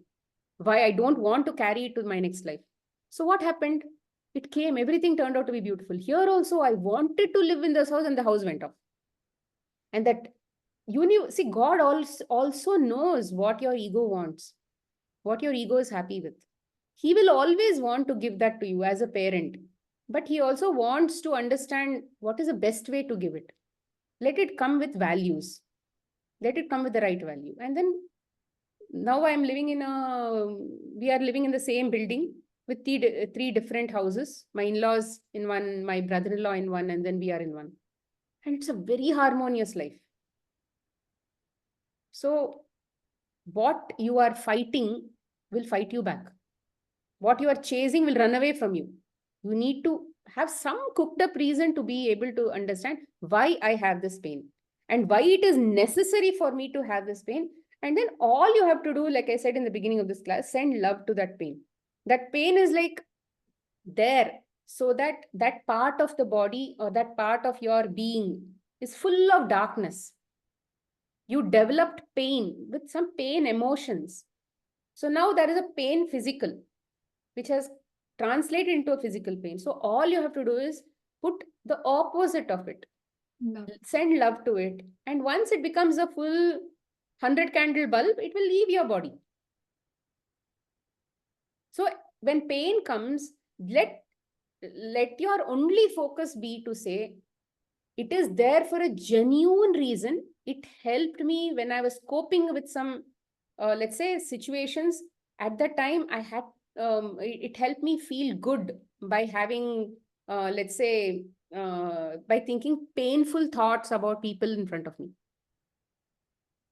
Because mind helped you think like that, right? Mind helped, the ego helped you cope up with all of those painful experiences.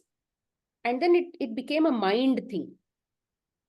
So it helped you cope up. So which is why you have that pain. So now if you have to remove it, you just have to feel that it helped me when I needed it. So now I will help it when it needs to go out. So it's your return that you need to give. Give the favor back. Return the favor by sending it love. In the past, you did not send it love. You gave pain. So which is why it is behaving like pain. So now give it love. It will behave like love and it will leave. And love cannot stay.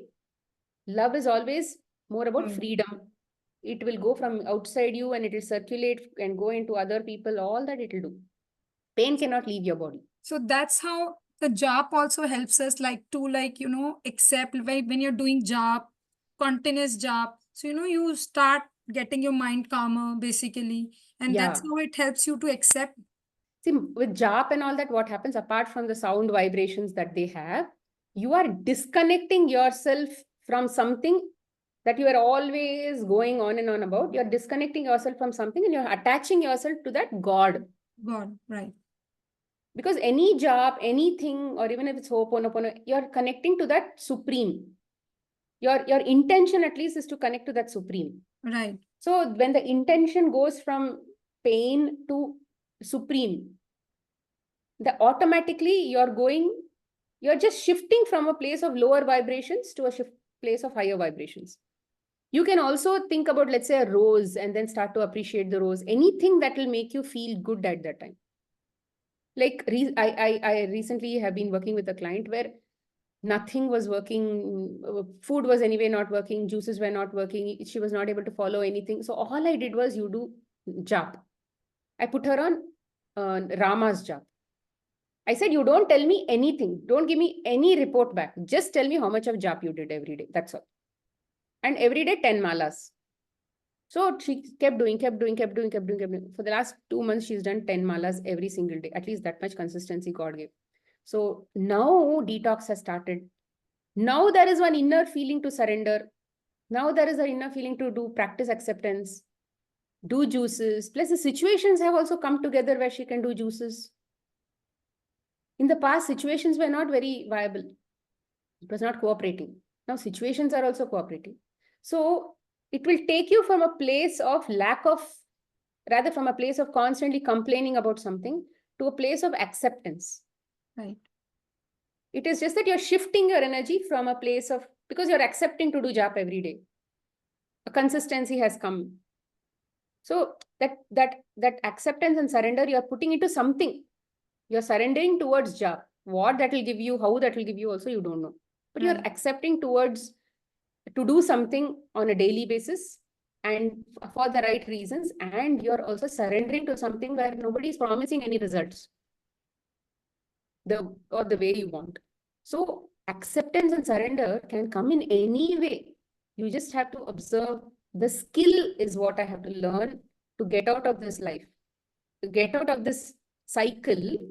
I have to learn the skill of acceptance and surrender. That should be my major focus, because surrendering to outcomes and giving up doership is the highest form of meditation. Living with this principle is the highest form of meditation, not even sitting and meditating. Repeat that line again. If you think I am doing something, for example, you said a reaction. Why do we react? Because we think we are controlling. Right. So when we respond, we are saying that you're more calmer, you're more peaceful, and you know that somebody else is controlling. I'm just saying, yeah, thank you. Oh yeah, is it okay? You're not, there is no intention to control an outcome. Just their intention to talk something and then just manage the situation. That's all. So when you're trying to react, you're always in that control mode. So when that also goes away, when you're just there, you're just responding, and you know the one who brought me the situation will also take me away from the situation, will make me only speak something. So when you're actually in that mode where everything that this body does, this mind does, is being done through somebody, because of somebody, the electricity that is flowing through me, that doership, and then the enjoyership, the outcome enjoyership, that is also not you. You are not controlling that also. That is also coming like a POSC only. So yeah, you have no doership also, you don't have enjoyership also, you are just a tool who's just being, God is using for his doership, and he is the one who's enjoying also. When that slowly comes as a form of practice in your life, it'll take time. When does it come? When it comes, how much it comes, we don't know.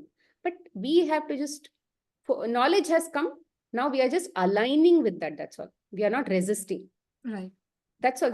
All that we are doing is trying not to resist, and we are trying to apply that knowledge through the mind and the brain and all of that. And then we are able to recognize and apply that knowledge. That's all we are doing. No, we are not doing any form of controlling. So that is the highest form of meditation, is what I'm saying. Even sitting in through meditation is also done so that we can get the awareness to practice all this. So when we are able, for me, this practice comes only when I'm awake. When I'm sitting, it's not like messages come or nothing come. When I'm awake only, I'm able to think what to do, how to do, all of that. Apply knowledge. So we have to apply that in our daily life. Align with God in our daily life. That is a whole focus. Whether we sit to meditate also, we do that because we have to do this. We are doing all of that practices, jap, we are doing this, jap, we are doing chanting, we are doing sitting for meditation, all that we are doing so that we can practice this in our life. We can accept God 100% in our life, that he is our thing. See, in Mahabharata also, Krishna, as long as Krishna was on the chariot, not even a single scratch Arjun had. Nothing happened to the chariot, nothing happened to anything. But as soon as Krishna said, Arjun, you get down from the chariot after the war. He said, you get down from the chariot. I will get down later. Then Arjun got down and all that from the chariot. As soon as Krishna got down, the entire chariot went into ashes. It just crumbled. How was it actually in place until then? Because the God that was within that controlled that whole thing.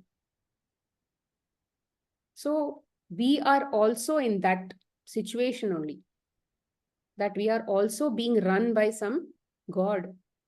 And we are that God, but in a different form of awareness. We are not, when I say God is, when somebody says God is selfish, we are talking that to ourselves. We are judging ourselves. I am selfish. In this awareness level, I'm called selfish, or I'm judging somebody as selfish. Nobody is selfish. I am still that same 100% Purnatma, that Purna God in this state also. Even though I might display all kinds of negative traits, I'm still that God. I want that experience, yeah? That doesn't make me less of God. It's like that. Okay? Yeah. Okay. One more question other than this is like, should you then stop having desires? Is my question. No, desires are not wrong. But understand where that desire is also going to take you. Is that desire going to keep you in this duality? Running from good to bad, good to bad, good to bad. If that desire is going to keep you here, maybe you can have that once. You want to enjoy it once, do it once, because you want to, if you're feeling inclined to do it, do it. Do it twice, do it 3 times. But you should recognize that that cycle will not take you anywhere. Over time, say, yeah, I've done it.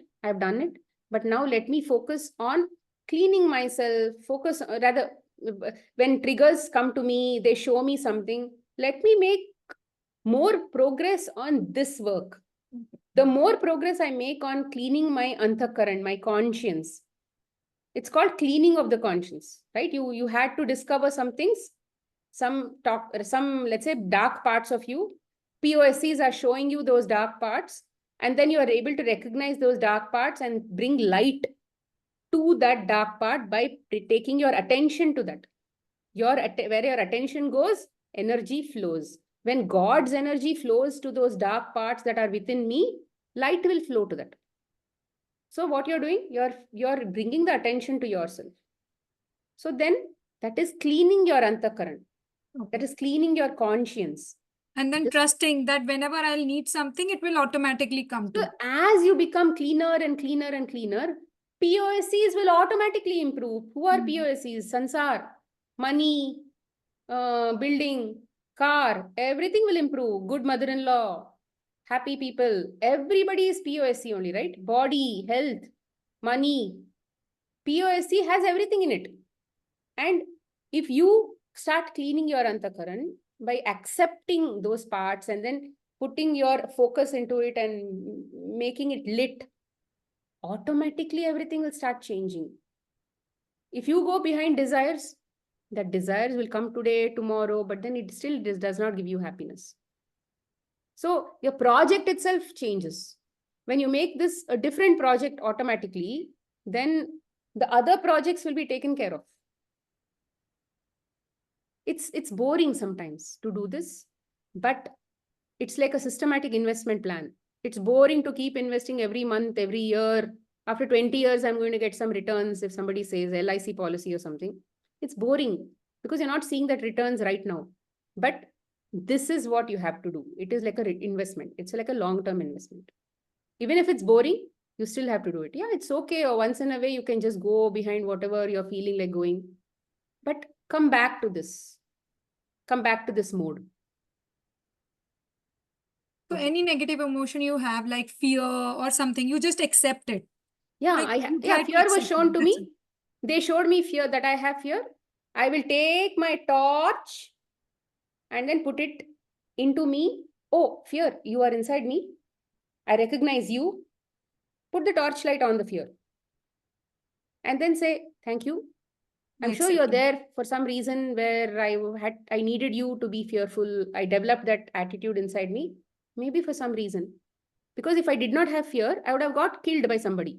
Right. Because I had fear, I didn't go get killed. I stopped myself from maybe fearing some man or something, and I did not get killed. So that fear protected me. But now I don't need that fear. But thank you. I'm sure you helped in many ways when I needed it. So you're talking to the fear. You're putting the spotlight on the fear and you're talking to the fear and saying thank you. You're sending love to the fear. All of that, if you do, slowly, slowly, that fear will say, I don't need to be fearful anymore. I am fearless because that God is attached to me. Huh? He's always with me. and I'm aware, and all of this awareness that I'm showing is also him only. So you're recognizing that his presence inside you. Thank you so much, Smita. Thank you so much. आज मुझे बहुत जरूरत थी and I got what I needed. Thank you so much. Thank you. Thank you. Any other questions? We are almost half an hour over the clock. Okay, looks like nobody has questions and everybody has understood. May I ask one? Yeah, one Deepti? small, quick one. Sure, I sure, really sure. like the example of the plane which you gave, where you faced your fears. You told that you accepted all the possibilities. So is this the right way to do? Like even I'm feeling, I told you the lack of money thing, which I'm sensing. So I also started counting what else can go wrong. Okay, we have to shift to a small house, or we have to sell this property, or I have to take money from this. So that is also okay. This is also okay. This one is also okay. So that way I felt that, okay, the fear was going down. So See, when like this, we, yeah, with this, especially money thing, right? What is money bringing to us? Comforts. yeah, So yeah, what we are fearing to lose are those comforts. yes, correct. So when we say, I'm okay to live with less comforts. Let me see, Mm-hmm. that is an experience. It's okay, bring it on. That is the acceptance that you need to bring. And Okay. then it'll become easy for you to make choices, even if there are little comforts. Because ultimately, how do you know that these these items will give me comfort? Because you've already experienced that in this life, or some life you've already experienced it. It's okay. In one life, there are less comfort. So this acceptance that this is also okay will actually bring money flowing into you. Because acceptance is equal to abundance. When you say acceptance, you are aligning with God's decision. Mm-hmm. And any alignment with God's decision is called abundance. You can't align with God and still be less of God. You're aligning with God means you're making God's characteristics or God's power flow inside you. And where that alignment is there, abundance is naturally there. Okay. Okay. So you have to understand why you are fearing money, why you don't like. We don't like lack of comfort. It doesn't mean that if we run behind jobs and all those things, job is not giving me comfort. So many people do a job, but are they still comfortable? They are still uncomfortable. So we just have to think that it is the nature of it is a nature the lack of comfort that we fear. Lack for comforts that we fear is Even what the is making future, me not take future any worries, decisions. Be even okay if and see I'm, how what work, what how it transforms. See, it's like this. You need to shift your energy, and you need to watch how the energy responds to that your shift. Like you, let's say you say, oh, okay, I'm accepting. I accept less comforts. I'm okay with investing in the smaller house. Mhm. I'm okay. It's okay if I have to take loans. Dekhte hai. Money is not mine. The one who's giving is also not me. The one who's going to give me extra money to repay that loan is also not mine. Chalo Mhm. dekhte hai. I'm just transacting that. I'm just in between a middleman. Money aisa flow ho raha hai. When you think like that, you're just giving up. You're like going with the flow. You're not saying, God, you gave me this experience. I'm not resisting it. Chalo, you want this experience, God? I'll give you. I'll give you. You are a hungry Mhm. man, I'll feed you. Mhm. Mhm. It's like that. Correct. You're aligning with that state. So that alignment will shift that money situation. It Yes. has happened. I've done it many times, not just with me, even with clients, we've done it. And it works. You know how much from when I'm working with surrender, right? And you know how beautifully it works. And I'll do that. Smita, who is that I? If you're talking about it's the body. When the awareness is in the body, the I is the body. And without fully exploring the I-ness in the body, we cannot go to the I-ness at the mind level. Without exploring the mind level, we cannot go to the I-ness at the soul level. Okay. So it's a higher shift. Imagine We are like ice, water, vapor. Ice and water and vapor, all the three are all water, and then molecule at a molecular level, sorry, at an energy level. First there is energy, then comes gas or water vapor, then comes water, then comes ice. Correct? Stages. We are at an ice level. We have, when we are able to accept the heat-like situations of the POSCs, then we will melt and become water and flow with God. Surrender. We are surrendering like a river and then going to all the ups and downs like this. Then only we will be able to experience freedom like water vapor. Okay. Yeah. Thank you. Then we'll go into, let's say, energy state. So we cannot go to that energy state unless we explore what this state has to offer. Ice also has a major role to play, no? So how is ice helping you in your life? That also you need to understand. Without fully accepting that God-like, sorry, ice-like state, right? God will not go away from that. So you need to allow God to experience this ice state also. So see, when the heat comes, accept that heat. Become like water. Okay, understood, Pooja? Ma'am Smita, I want to ask just one another question, that sometimes we feel abundance by spending on other, but when it comes to ourselves, like my husband spends a lot on the expensive thing and all that, then I think, why is he spending so much? Can't we can buy the less cheaper thing, or it's not the value to buy such as expensive thing? Then how it is also the lackness or what? Let him spend. The God inside him wants that experience. You have so when you see somebody lavishly spending, what is it showing you? It is only showing that state of miserliness or the state of lack, which you feel that you need to save karo for the future. Yeah.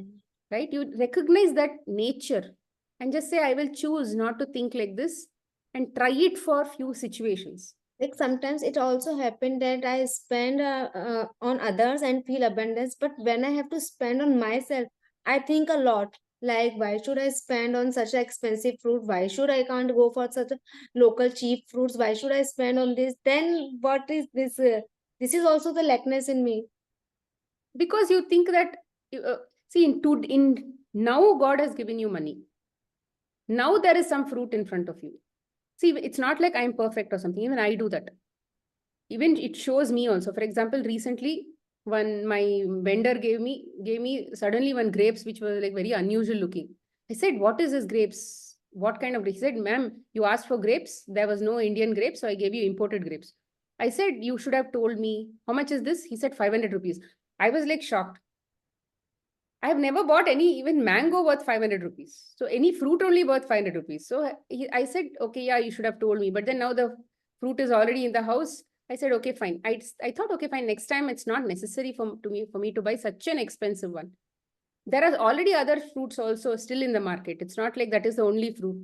In that way, I tried to tell myself not to buy it. I still don't have the awareness to say, am I in abundance or am I in lack? I just, it was my obsession with grapes. I felt that now the message was, why are you obsessing on grapes? There are so many other fruits also. That was my message. I give meaning to my experience. I give some meaning about why my experience is coming and how I can accept this. So similarly, you need to see what is that dislike that you have in this whole thing. God wants you to see that dislike that you have. So you take the spotlight and put it on the dislike and say, it's okay. You're there a dislike. Okay. It was not about my husband doing all these things, which is why I felt like this. It was a dislike that was already in me. And he was only showing me by enacting all those things. Okay, when he used to spend a lot on the expensive thing, I don't want that. Then also he is spending. Then I should tell myself, oh, God wants that experience for me. No, are you becoming any poor if he does that? No. Yeah. So it is happening. Let it happen. Okay. Because there is no, apart from disliking it, there is nothing else that is consequentially happening. So it's okay, accept it. My husband is also like that only. I call him Shokilal. Shokilal means Like same thing happened ki what right? happened They ki he spend wants on me. all these gadgets and stuff like Yeah, that, yeah, toys and all of that. even for me, he wants me to purchase such expensive thing, and I told him I don't need it. I don't need. Then he became angry ki why you are behaving like this? I am spending on you and you are not taking it. Yeah, you are a Vairagi. What can we do about it? Right? A Vairagi will always recognize other people spending lavishly. Haven't you seen so many people on Facebook commenting about Ambani marriage? Yeah, There were so many other people who said, oh, they've done so much of, they provide employment to so many people. There were also other people who said they are a shame to the country. All of that people told. It depends on what is your consciousness and what is that experience.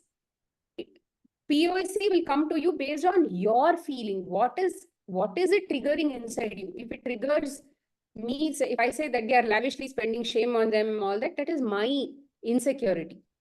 That is me thinking all those things. But somebody else said, wow, my God, they've given employment to somebody. That is their POC. What comes out from us is our own thing. We need to recognize what is inside, what they brought out, and what is it that God wants me to focus on, so that I can put my energy on it and bring light to it. It's a shadow. okay. Okay, so when he used to spend, I So should we'll discuss thank the God that. experience parts later in other subsequent calls. Today it was just concepts. Okay, you Okay, thank understood you. Smita. experience, sorry, you understood Yeah. acceptance, you understood surrender. That's it. Okay, thank you, Okay, Smita. Shalo. We close the call now. And if anybody has any takeaways, please share in the group. Okay, thank you very much. Be blessed. Thank you, Smita.